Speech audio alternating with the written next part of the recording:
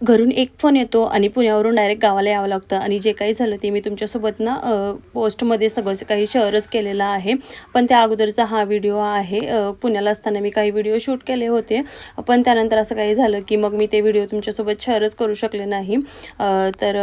बरेच दिवस झाले ना खिचडी बनवली नव्हती साबुदाण्याची, म्हणून मग संडे होता तर म्हटलं चला सगळ्यांसाठी ब्रेकफास्टला छान असं साबुदाण्याची खिचडी बनवते, कारण विहानला मोस्टला साबुदाण्याची खिचडी खूप आवडते आणि सुट्टीच्या दिवशी असं वेगळं काही बनवायला ना थोडंसं छान वाटतं. म्हणून सकाळी लवकर उठून सगळे कामं वगैरे आवरली आणि त्यानंतर मग ही मी साबुदाण्याची खिचडी बनवायसाठी घेतली होती.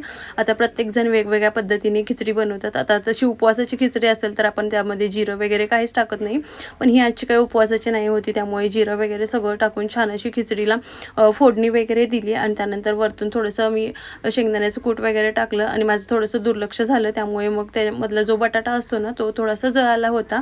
तरी पण टेस्टला खूप छान झाली होती. आता बरेच दिवस झाले मी विहानला कुठं बाहेरच घेऊन गेली नव्हती, म्हणून थोडंसं संध्याकाळच्या टायमिंगला थोडंसं ट्रॅकवर घेऊन आली होती. आणि त्याला ना की त्याला माझा हात पकडायचा नसतो, त्यालाच पळायचं असतं आणि जवळजवळ तो ग्राउंडमध्ये 1.5 किलोमीटर स्वतः चालला होता आणि चालून घरीही आला होता. थोडेसे पाय दुखत होते त्याचे, म्हणून मग मी त्याला कडेवर घेतलं होतं. येताना थोडीशी भाजी वगैरे घेतली आणि त्यानंतर मग घरी आले. चला भेटू नेक्स्ट ब्लॉगमध्ये, तोपर्यंत बाय.